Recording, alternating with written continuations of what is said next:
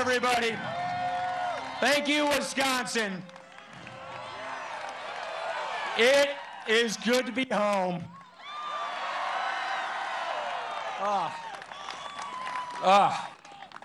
I tell you, I love Wisconsin.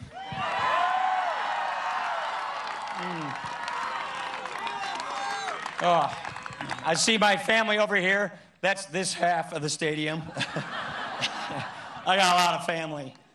I tell you what. We love you, Paul. I love you too, man.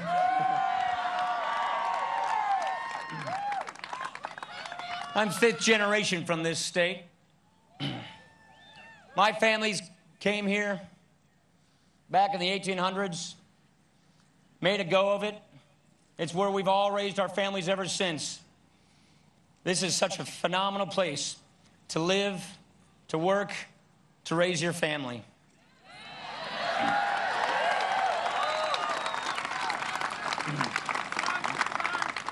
I think back about, the summers up at our grandparents at Lake Winnebago, up in Vilas County. I think about deer camp over in Fairchild in Eau Claire County. Jana, our daughter Liza, our son Charlie and Sam.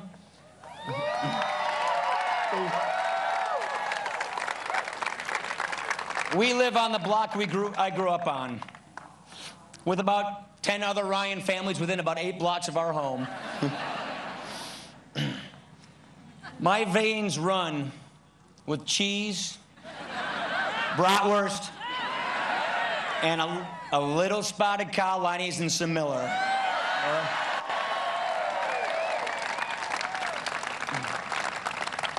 I was raised on the Packers, Badgers, Bucks, and Brewers.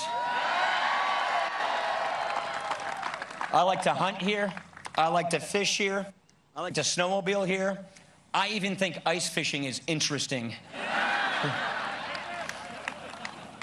I'm a Wisconsinite through and through, and I just got to tell you how this means to be home. I also just want to say a great thanks to my friend, Scott Walker.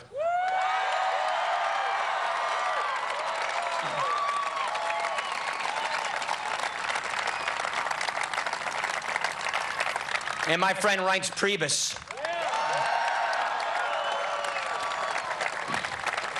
And Ron Johnson. We're just guys from Tosa, Kenosha, Oshkosh, and Janesville. And what we learned in this state just a little while ago is that we want to elect men and women who run for office and tell us who they really are, what they really believe, what they're really going to do, and then when they get elected, they do that. That's what we do here in Wisconsin.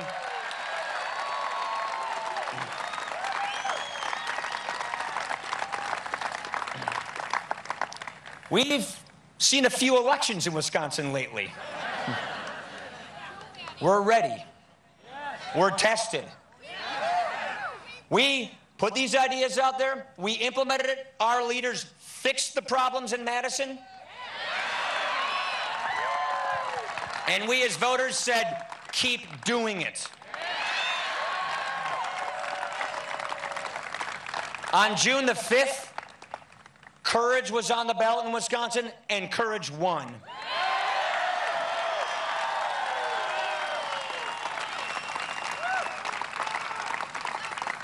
We Wisconsinites, we saved Wisconsin that day. And on November the 6th, we Wisconsinites will help save America that day.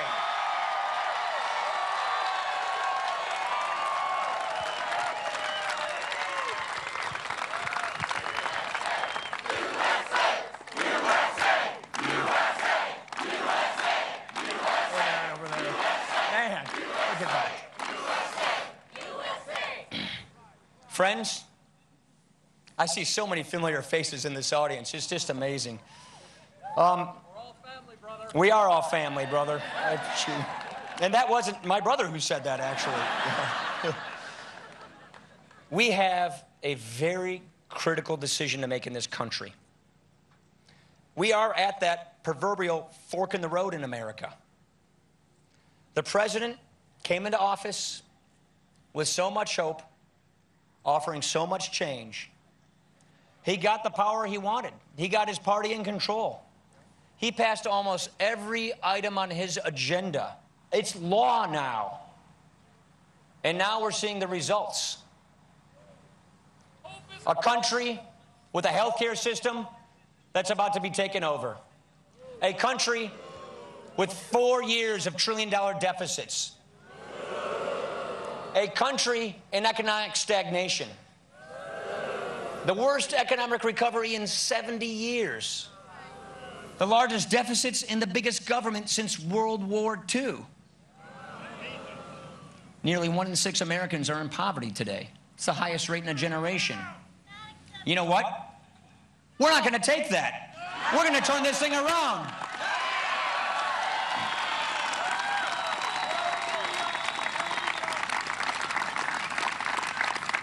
The good news is this. We can do this. We can turn this around. We can get this economy turned around. We can get people back to work. And most importantly, I look at my kids. Sam, I'm over here.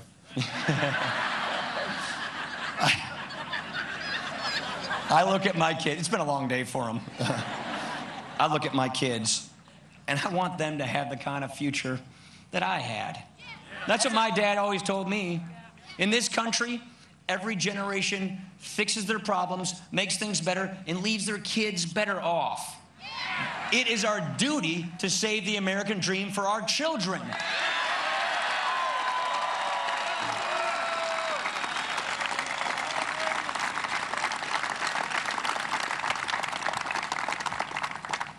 So we have a big choice to make.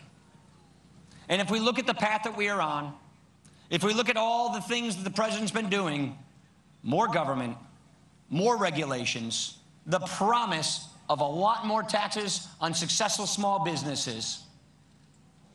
We see a president who took what we pioneered here in Wisconsin, Tommy Thompson, welfare reform, getting people off of welfare, back to work, into lives of dignity, personal responsibility, on to a life of hitting their potential.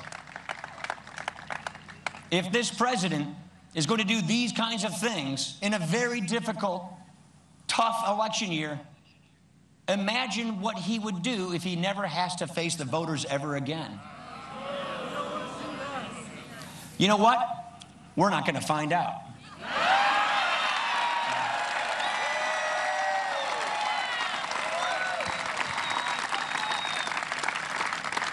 So here is our choice.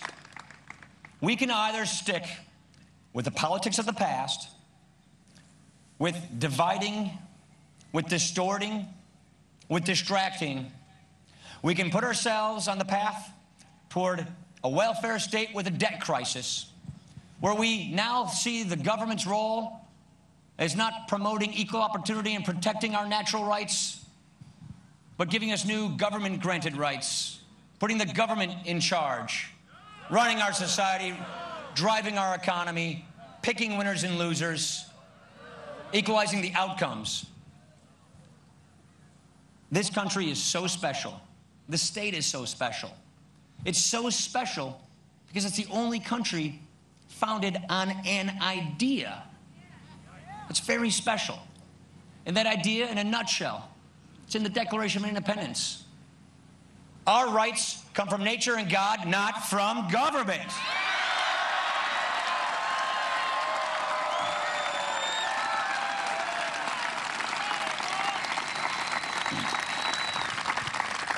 So here's our choice. Do we want that opportunity society with a safety net, the land of upward mobility, where people can make the most of their lives, where they can get ahead? Or do we want to go down the path of debt, doubt, and despair? Do we want to copy Europe? No. It's going to take leadership. It's going to take courage. It's going to take another election, just like we had in 2010, to get this right. And when we do, we will look back at this moment in 2013 as the day our generation fixed it so the American idea was turned back on and our children had a brighter future.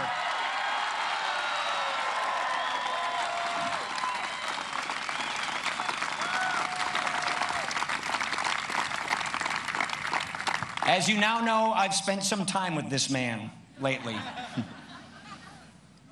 We need a man of integrity. We need a leader of principle. We need somebody who has a bedrock of principles, a moral compass, a vision for the country, and the experience, the expertise to put that vision into place. Those are the things that describe this man, Mitt Romney.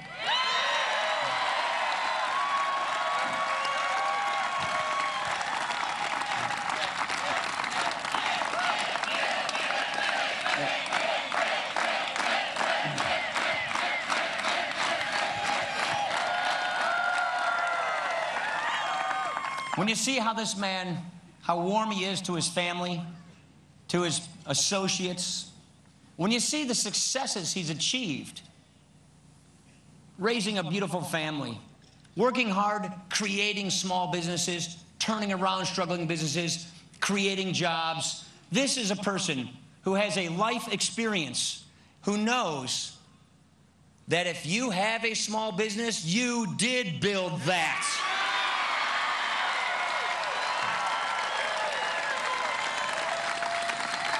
This is a man who, when the Olympics was struggling, when it was failing, the country called him to serve and revive it, and he made us all proud by running the Olympics and saving it. This is a man who, as governor, worked across the aisle, got things done, balanced the budget without raising taxes, increased employment, increased the credit rating, and increased household incomes by providing leadership.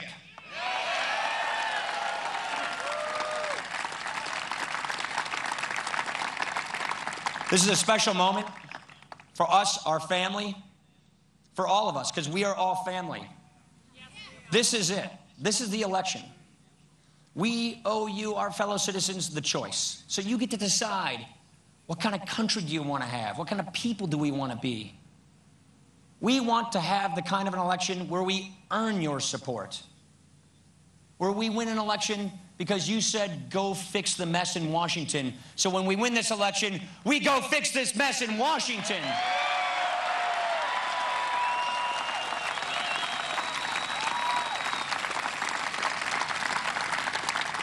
This is an exceptional nation.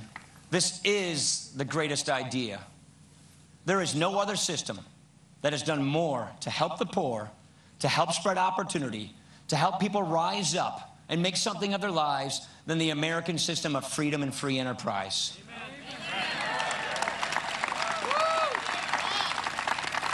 We have a leader here who understands that, who more importantly knows how to deliver that. That is our contract with you. Ladies and gentlemen, we're going to do this. We're going to turn these things around. Guess what? This man, his name is Mitt Romney, and he is going to be the next president of the United States of America.